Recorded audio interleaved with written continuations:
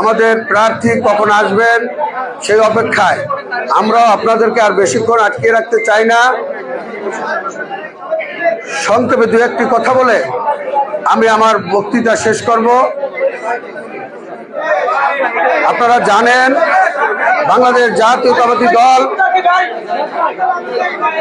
বিএনপির সাথে গণ অধিকার পরিষদের সমঝোতার ভিত্তিতে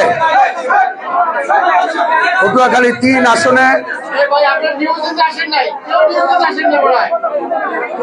ডাকসুর সাবেক ভিপি, ঢাকা বিশ্ববিদ্যালয়ের মেধাবী ছাত্রনেতা এবং হাসিনা বিরোধী আন্দোলনে যদি দু একজন বাংলাদেশে ভূমিকা রেখে থাকেন তার মধ্যে অন্যতম নুরুল হক নূরকে পটুয়াখালী ৩ আসনে মনোনয়ন দিয়েছেন। আপনারা দীর্ঘদিন এই দল করেন, অন্য অন্য লোকজনও দীর্ঘদিন দল করেন। আমার শুধু অনুরোধ থাকবে, দলের সিদ্ধান্ত আমাদের মানতে হবে। দলের সিদ্ধান্ত চূড়ান্ত সিদ্ধান্ত, কিন্তু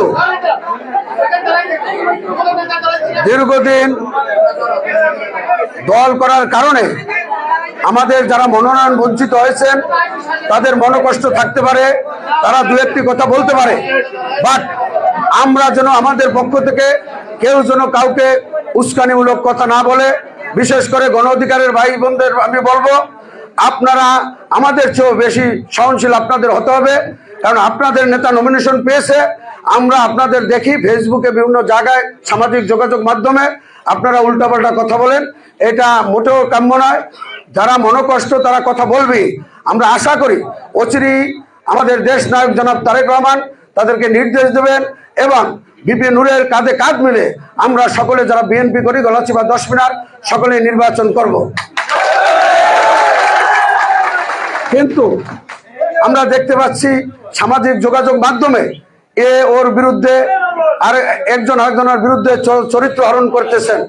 যাদের মনোকষ্ট আছে, যারা দীর্ঘদিন এখানে নমিনেশন প্রত্যাশী ছিল, তাদের অনুসারীরা এটা করতেই পারে, কিন্তু আপনারা যারা নুরুল হক নূরের পক্ষে আছেন তারা এটা করবেন না। এই অনুরোধ জানিয়ে আমি আমার বক্তৃতা শেষ করছি। খোদা হাফেজ। বাংলাদেশ জিন্দাবাদ।